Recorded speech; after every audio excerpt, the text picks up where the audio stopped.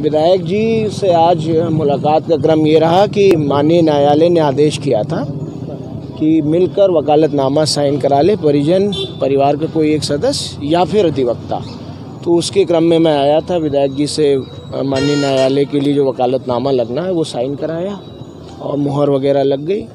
विधायक जी का स्वास्थ्य खराब है, काफ़ी बिगड़ा हुआ है, ठंड लग गई है बुरी तरह, और पोस्ट कोविड जितने ट्रीटमेंट्स उनको मिलने चाहिए थे वो सब मिले नहीं हैं। तो उसके कारणवश चेस्ट में काफ़ी इन्फेक्शन है, जिसकी वजह से खांसी है, और ठंड की वजह से ठंडे पानी से नहाना और सब तरह की चीज़ें। फिर भी विल पावर है, स्ट्रॉन्ग है, सारी चीज़ों को फेस कर रहे हैं। जिस तरीके का इलाज दिया जाना था, क्या वो इलाज नहीं मिल पा रहा?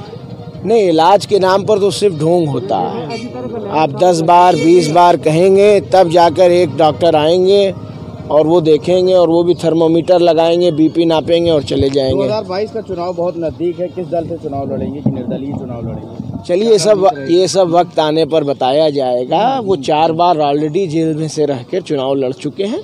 वक्त आने पर सारी चीज़ों का खुलासा किया क्या माना जा रहा है कि इस समय जो चुनाव चल रहे हैं, आगामी विधानसभा आ रहे हैं और ये अंदर हैं, क्या बाहर आने की उम्मीद है?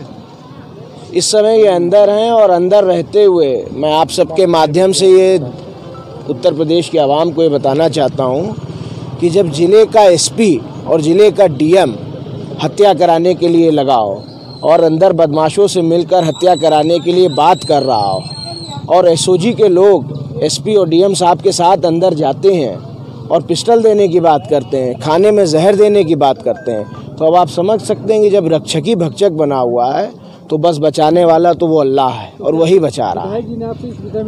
इस विषय में बताया, उन्होंने नाम बताया। एसओजी के यहाँ प्रभारी हैं मयंक चंदेल, उनका, एसपी साहब का, डीएम साहब का, और इस सब को लेकर हम माननीय उच्च न्यायालय में जाएंगे। ज़रूरत पड़ेगी तो माननीय उच्चतम न्यायालय में भी जाएंगे, और कानून का सहारा लेकर हम अपनी लड़ाई लड़ेंगे।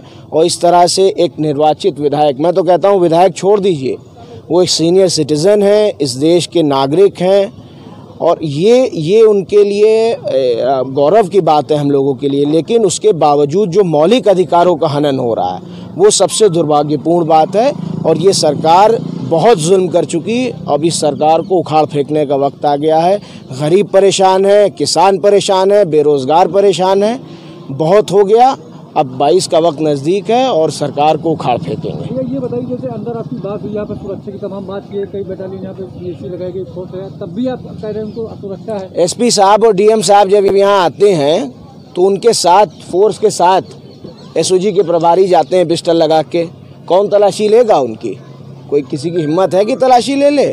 अरे दबाव तो इतना है कि जो बात मैं बोल रहा हूँ ये भी चलेगी कि नहीं चलेगी, अभी इसका विषय है। मैं तो आप सबसे गुजारिश करूँगा कि भारत के 3 ही संवैधानिक स्तंभ हैं और आपको चौथा स्तंभ माना जाता है। तो मीडिया के बंधुओं, भाइयों, मैं आपसे रिक्वेस्ट कर रहा हूँ, गुजारिश कर रहा हूँ कि मेरी बात को आप एज इट इज़ दिखाइए, ताकि ये चीज़ें लोगों के सामने आएँ। और मेरे फादर ने नाम लेकर बताया कि किस तरह से उनकी हत्या की प्लानिंग की जा रही है ताकि वो लड़ ना सकें चुनाव, और आगे के लिए वो ब्रजेश सिंह के खिलाफ गवाह हैं।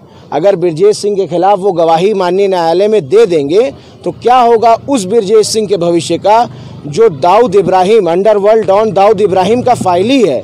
एक ही केस है जिसमें 3 लोग फाइली हैं, सुभाष ठाकुर, ब्रजेश सिंह और दाऊद इब्राहिम, और उसके विरुद्ध मेरे पापा पे उन्होंने अटैक किया था। उसके विरुद्ध पापा चश्मदीद गवाह, घायल गवाह और वादी मुकदमा है, और वो गवाही दे देंगे तो क्या होगा। इसलिए ये सारा कुक्रम रचा जा रहा है। लेकिन मेरा मानना है, और हम सबका ईमान है, कि मारने वाले से बहुत बढ़कर है बचाने वाला, और अल्लाह ही मौत और ज़िंदगी का मालिक है, और अल्लाह जब तक